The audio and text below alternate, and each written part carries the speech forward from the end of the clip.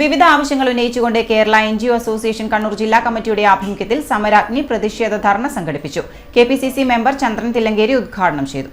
ഒരുപാട് CPM-ന്റെ ഇന്ന് ഭരണ മേഖലയിലിരിക്കുന്ന ഒരുപാട് ആളുകൾ കടകംപള്ളി സുരേന്ദ്രന് മന്ത്രിസ്ഥാനം കിട്ടാതെ പോയതിന് പിന്നിൽ ചില ആരോപണങ്ങൾ ഉണ്ടായിട്ടുണ്ട്. നമുക്കെല്ലാവർക്കും അറിയാം. നമ്മളിപ്പോ കണ്ണൂർ കളക്ടറേറ്റിലിരിക്കുമ്പോൾ നിങ്ങൾക്കൊക്കെ ഒരുപക്ഷെ കളക്ടറെയൊക്കെ വിളിക്കാൻ അധികാരപ്പെട്ട ഒരാളിപ്പോ മുഖ്യമന്ത്രിയുടെ ആഫീസിലിരിക്കുകയാണ്.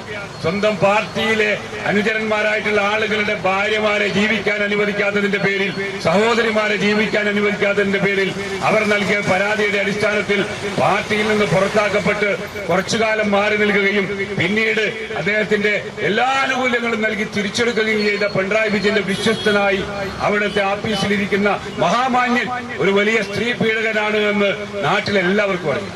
ബോണസ് പരിധി ഉയർത്തുക, DA, ലീവ് സറണ്ടർ, ശമ്പള പരിഷ്കരണം തുടങ്ങിയവ അനുവദിക്കുക, മെഡിസെപ് അപാകതകൾ പരിഹരിക്കുക, പങ്കാളിത്ത പെൻഷൻ പദ്ധതി പിൻവലിക്കുക, പിൻവാതിൽ നിയമനം തടയുക തുടങ്ങി ജീവനക്കാരുടെ നിരവധി ആവശ്യങ്ങൾ ഉന്നയിച്ചുകൊണ്ടാണ് കേരള NGO അസോസിയേഷൻ കണ്ണൂർ ജില്ലാ കമ്മിറ്റിയുടെ ആഭിമുഖ്യത്തിൽ സമരാഗ്നി പ്രതിഷേധ ധർണ നടത്തിയത്.